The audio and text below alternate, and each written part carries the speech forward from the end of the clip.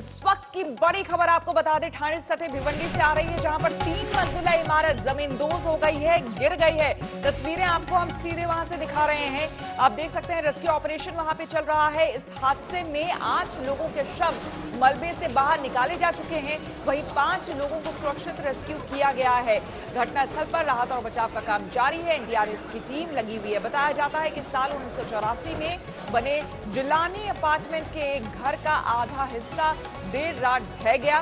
इस बिल्डिंग में कुल 21 फ्लैट थे। अचानक आधी रात को बिल्डिंग गिरने से नींद में सो रहे लोग अंदर ही फंसकर रह गए और यह हादसा हो गया। मुस्तफा शेख हमारे संवाददाता सीधे मुंबई से हमारे साथ जुड़े हैं। मुस्तफा, फिलहाल क्या लेटेस्ट अपडेट? जी बिल्कुल, यहाँ पर अभी भी जो बचाव का काम है वो जारी है और एक तरह से जो नुकसान हुआ है वो काफी भारी माना जा सकता है। रात का समय जैसे तहसील के सारे जो लोग थे बिल्डिंग के रहने वाले वो उस बिल्डिंग में मौजूद थे और अभी भी ऐसा माना जा रहा है कि कई लोग इस पूरे मलबे के नीचे दबे हुए हैं और इसीलिए एनडीआरएफ को यहाँ पर बुलाकर रेस्क्यू ऑपरेशन किया जा रहा है। उनके जो स्नीपर डॉग्स होते हैं वो इस वक्त बॉडीज को लोकेट करने की कोशिश कर रहे हैं और साथ ही साथ जो मृतक का आंकड़ा है वो भी लगातार बढ़ता जा रहा है। तो ये 1984 की बनी हुई बिल्डिंग है जो रात के 3:30 बजे ढह गई है। आधा हिस्सा इसका पूरा कोलैप्स हो गया है, जिसके बाद बड़ा नुकसान माना जा रहा है। मुस्तफा, एक बात जानना चाहेंगे, मुंबई में ऐसी कई इमारतें हैं जो कि जर्जर स्थिति में है। क्या बीएमसी ने किसी तरह की नोटिस दी थी इन लोगों को? क्या ये बिल्डिंग खाली कराने की बात हुई थी? जी बिल्कुल, ये जो बिल्डिंग है ये बीएमसी के जो क्षेत्र है उससे काफी दूर है। ये भिवंडी म्युनिसिपल कॉर्पोरेशन ठाणे का जो डिस्ट्रिक्ट है उस इलाके की ये इंसिडेंट वारदात सामने आ रही है। एमएमआर रीजन में जरूर ये बिल्डिंग पड़ती है और उन इलाकों में भी जैसे मुंब्रा, भिवंडी, कल्याण ऐसी कई दर्जन इमारतें हैं जिसका जिम्मेदारी उनकी म्युनिसिपल कॉर्पोरेशन से पड़ती है। श्रद्धा, तो क्या इन लोगों को कोई सूचना या फिर पहले से अलर्ट इन लोगों को किया गया था कि ये बिल्डिंग खाली कर दें? बिल्कुल, अधिकारियों का कहना है कि यहाँ पर इन बिल्डिंग के लोगों को अलर्ट किया गया था और वो इस वक्त ये फैसला ले रहे थे कि बिल्डिंग को रिडेवलपमेंट पर ले जाना है या फिर खाली कराना है। इस सारी चीजों की जानकारी चालू थी, लेकिन कहीं ना कहीं जो स्थानीय लोग हैं उनका भी ये कहना है कि कोविड पेंडेमिक के चलते कई ऐसी बिल्डिंग है जो डिलैपिडेटेड कंडीशन में थी, जिनका सर्वे नहीं हो पाया और आज ये नौबत आ पड़ी। बिल्कुल, आगे भी आपसे जानकारी लेंगे। फिलहाल बहुत बहुत शुक्रिया आपका। और आपको बता दें कि बीती रात 1 बजे तक चली लोकसभा की कार्रवाई और इस दौरान संसद में गूंजा निर्देशक अनुराग कश्यप पर लगे यौन शोषण के आरोपों का मुद्दा। ये मुद्दा बीजेपी सांसद रवि किशन ने उठाया और कठोर कानून की मांग की।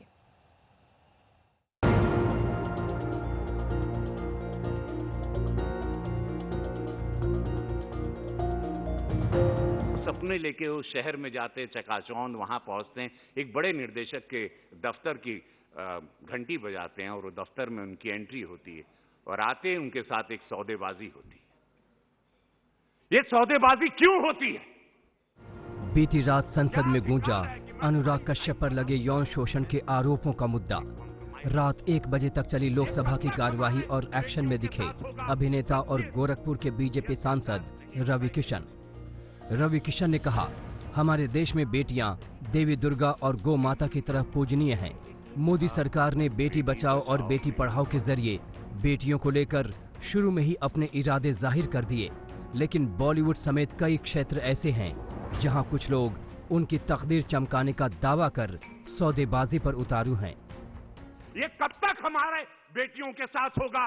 सबके ये अत्याचार नहीं होगा। एक ऐसा कानून आए कि किसी इंडस्ट्री में कोई व्यक्ति ये ताकत ना करे कि मैं तेरी लाइफ बना दूंगा, तुझे ये करना होगा। किसी को अलाउड नहीं हो। हर जगह हमारी बेटियों का सम्मान हो। हमारी सरकार है, मोदी जी की सरकार है, बेटियों को आदर मिलेगा।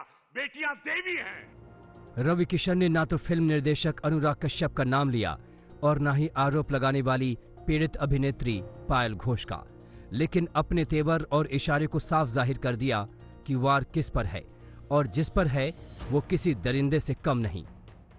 बस मैं चाहूंगा एक ऐसा कानून आए जहां पर ऐसे दरिंदे, क्या बात कर रहे हैं आप? क्या बात कर रहे हैं आप? आपकी बेटी नहीं है? रवि किशन इस कदर आवेश में थे कि प्रतिरोध पर भड़क उठे और विपक्षी सांसद को खामोश रहने के लिए फटकार लगाने लगे। सब इंडस्ट्री गौर से सुनिए, आप बैठिए, आप बैठिए, आप बैठिए, आप बैठ जाइए। बीजेपी सांसद रवि किशन ने एक ऐसे कानून की मांग की जिससे महिलाओं, लड़कियों पर अनुचित दबाव बनाने वालों में भय पैदा हो। किसी भी इंडस्ट्री में, मैं फिल्म जगत की बात नहीं कर रहा हूं, हर इंडस्ट्री में कि कोई कहे कि मैं तुम्हारा जीवन बना दूंगा और मैं हमारी बच्चियों के साथ इस भारत में कोई अत्याचार हो, और खासकर मोदी जी की सरकार में यह कतई नहीं होगा। ऐसा कानून लाइए कि सब लोग में एक भय पैदा हो। धन्यवाद महोदय जी। रवि किशन और अनुराग कश्यप के बीच वाद प्रतिवाद की जंग सुशांत और रिया केस से जुड़ी बयानबाजियों से शुरू हुई थी। पहले अनुराग कश्यप ने रवि किशन पर सीधे वार कर की थी। अनुराग ने ट्वीट में रवि किशन पर गांजा पीने का आरोप लगाया तो रवि किशन उन्हें सोच समझकर बयान देने की नसीहत देकर चुप रह गए थे। लेकिन अब पायल घोष के आरोपों के बाद अनुराग कश्यप के खिलाफ रवि किशन खुलकर मुखर हैं। संसद से लेकर सड़क तक, आज तक ब्यूरो। पायल घोष के संगीन आरोप के बाद अब संसद में भी इस मामले की गूंज सुनाई देने वाली है। बॉलीवुड में ड्रग की मिलीभगत का मुद्दा उठाने वाले बीजेपी सांसद रवि किशन ने कहा कि वो पायल घोष के यौन शोषण का मामला संसद में भी उठाएंगे। रवि किशन की बातों से बीजेपी के एक और सांसद मनोज तिवारी ने भी समर्थन किया। उसके बाद उन्होंने मुझे दूसरे रूम में लेके गए तो उन्होंने मुझे कुछ फिल्म चला दिया और उसके बाद चीजें ठीक नहीं हुई। तेलुगु और हिंदी फिल्मों में काम कर चुकी एक्ट्रेस पायल घोष का उद्गार कहीं अनुराग पर भारी न पड़ जाए। आरोप इतने संगीन कि अगर सच साबित हो जाए तो बॉलीवुड में मच जाएगा जबरदस्त बवाल। रवि किशन और अनुराग कश्यप दोनों का ताल्लुक गोरखपुर से है, लेकिन दोनों के बीच अदावत की लकीर भी इतनी गाढ़ी है जिससे कोई इनकार नहीं कर सकता है। हाल के दिनों में कंगना और सुशांत के मुद्दे पर दोनों एक दूसरे के खिलाफ हमलावर रहे हैं और अब रवि किशन का नया ऐलान इस द्वंद्व में एक नई कील है। रवि किशन को साथ मिल रहा है बीजेपी के उनके एक और साथी मनोज तिवारी का। आज तक से एक्सक्लूसिव बातचीत में सांसद मनोज तिवारी ने भी इस मुद्दे पर संपूर्ण साथ का वादा किया।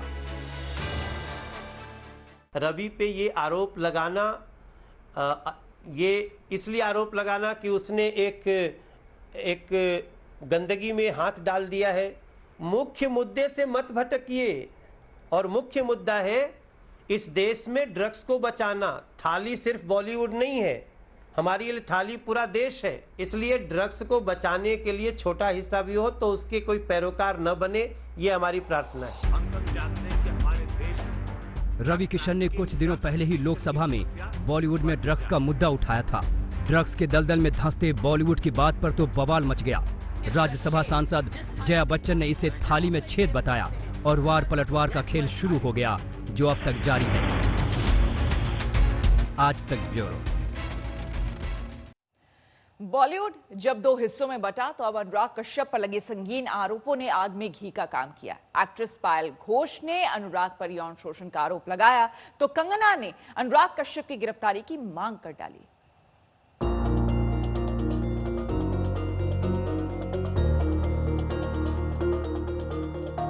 जिस ड्रग्स की जंग ने बॉलीवुड में दो फाड़ कर दिए, अब वो लड़ाई यौन शोषण जैसे गंभीर मामलों तक पहुंच चुकी है। मीटू, कास्टिंग काउच जैसे मुद्दों के लपेटे में आने वाले बड़े बड़े दिग्गजों की लिस्ट में अब डायरेक्टर अनुराग कश्यप का नाम भी शामिल हो गया है। कास्टिंग काउच केस में डायरेक्टर अनुराग कश्यप की मुश्किलें खत्म होने का नाम नहीं ले रही।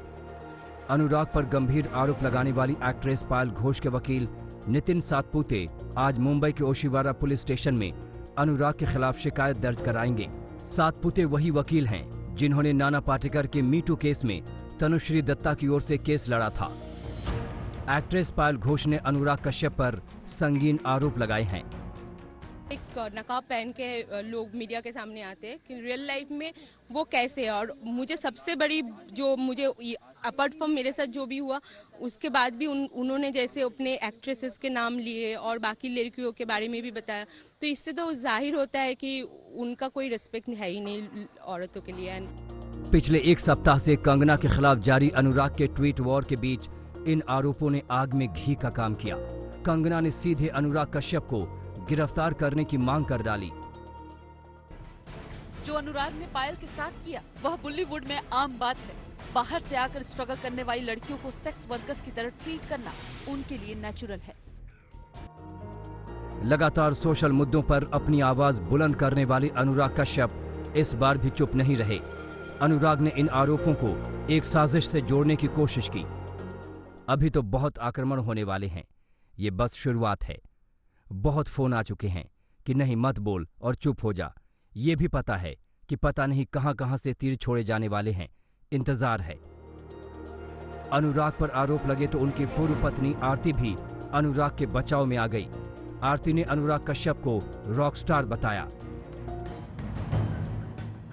अनुराग ऐसा इंसान है जो अपने यहाँ महिला कर्मियों के लिए काम का सुरक्षित माहौल सुनिश्चित करते हैं। मैं सबसे पहले इसे हमारी बेटी के साथ देखती हूँ। जो लोग दूसरों से घृणा करने में अपनी जो ऊर्जा लगाते हैं, अगर उसका रचनात्मक इस्तेमाल करते तो ये दुनिया बेहतर होती। बॉलीवुड अब पूरी तरह से गैंग्स ऑफ बॉलीवुड हो चुका है। एक पक्ष जहां कंगना और पायल के साथ है तो वहीं एक खेमा अनुराग कश्यप का खुलकर समर्थन कर रहा है। तापसी पन्नू से लेकर डायरेक्टर अनुभव सिन्हा तक अनुराग कश्यप के बचाव में आ गए। वहीं महिला आयोग भी अब अनुराग के खिलाफ एक्शन की तैयारी कर रहा है। नेपोटिज्म और मूवी माफिया की जंग के बाद अब बात यौन शोषण जैसे गंभीर मुद्दे पर पहुंची है। मुस्तफा शेख के साथ आज तक ब्यूरो। लोकसभा में कल सुशांत की मौत और देश में पैर पसारते ड्रग के काले कारोबार की भी गूंज रही। बीजेपी सांसद निशिकांत दुबे ने इस दौरान फिल्म इंडस्ट्री पर रेगुलेटर तक की मांग कर डाली।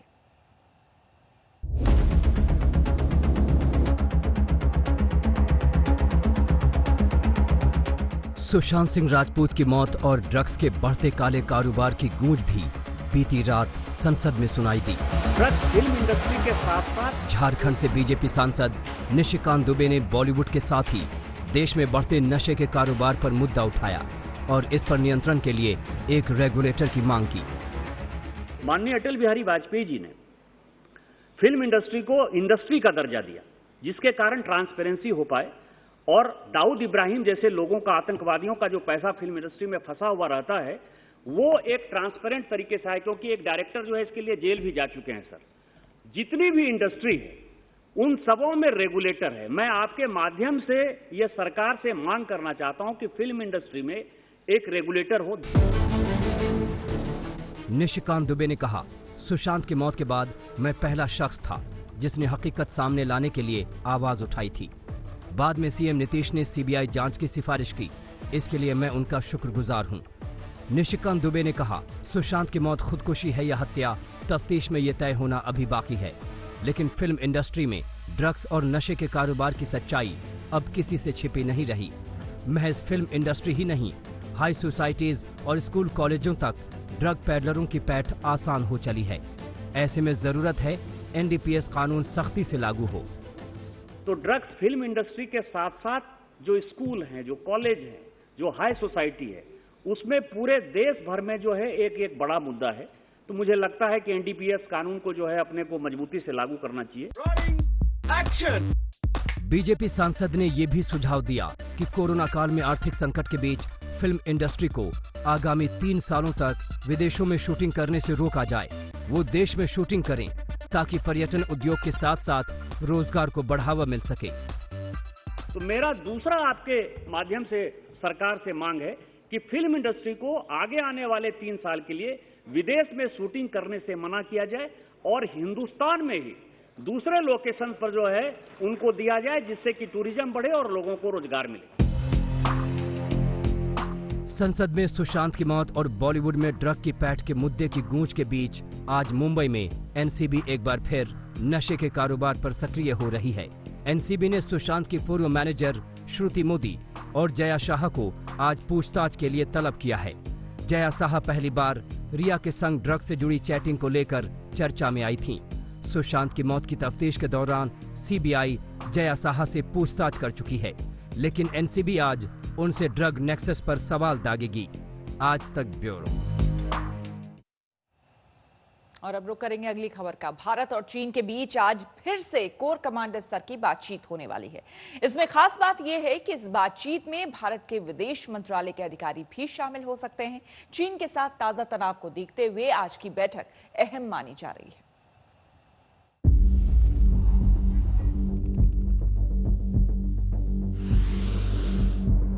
चीन की कार्रवाई से हमारे विभिन्न द्विपक्षीय समझौतों के प्रति उसका डिसरिगार्ड दिखता है। चीन द्वारा ट्रुप्स की भारी मात्रा में तैनाती किया जाना 1993 और 1996 के समझौतों का उल्लंघन है। ऐसे दौर में जब सरकार खुलकर मान चुकी है कि चीन के साथ ताजा विवाद गंभीर शक्ल इख्तियार कर रहा है, तो आज भारत और चीन के टॉप कमांडर फिर से आमने सामने बैठेंगे। कोशिश यही है कि विवाद का हल शांतिपूर्ण तरीके से निकाला जा सके। बैठक आज सुबह 9 बजे से लद्दाख के मोल्दो में होगी।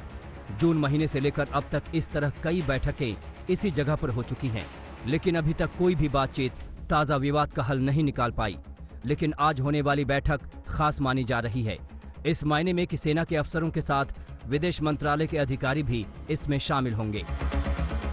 विदेश मंत्रालय के संयुक्त सचिव नवीन श्रीवास्तव बातचीत में शामिल हो सकते हैं। सेना मुख्यालय से एक वरिष्ठ अधिकारी भी आज की बैठक का हिस्सा होंगे। इसके अलावा कोर की अगुवाई लेफ्टिनेंट जनरल हरिंदर सिंह करेंगे। मेजर जनरल स्तर के 2 अधिकारियों के साथ आईटीबीपी के आईजी भी आज के दल में शामिल हैं। एलएसी पर ताजा हालात पिछले कई दिनों से तनावपूर्ण हैं। पैंगोंग और देप्सांग इलाके में चीन की तरफ से फौज का जमावड़ा है। जवाब में भारत ने भी अपनी तैनाती बढ़ा दी है। आज की बातचीत में इसी तनाव को कम करने की कोशिश होगी। भारत का जोर इसी बात पर होगा कि विवाद की सभी जगहों से चीन अपनी तैनाती कम करे। देप्सांग और पैंगोंग से चीनी फौजें पीछे हटें। मॉस्को में हुए समझौते का कड़ाई से पालन हो। एलएसी पर फौजों की तादाद पिछले समझौतों के मुताबिक हो। चीन के साथ मुश्किल ये है कि वो पिछली कई बैठकों में तनाव कम करने के साथ साथ इसके तौर तरीकों पर भी सहमति बना चुका है, लेकिन हर बार अमल के वक्त पर पलट जाता है। लेकिन एलएसी पर भारत के कड़े रुख को देखकर शायद उसे ये समझ आ गया होगा कि ऐसी चालबाजियां ज्यादा दिनों तक चलने वाली नहीं है। ले से अभिषेक भल्ला और गौरव सावंत के साथ आज तक ब्यूरो।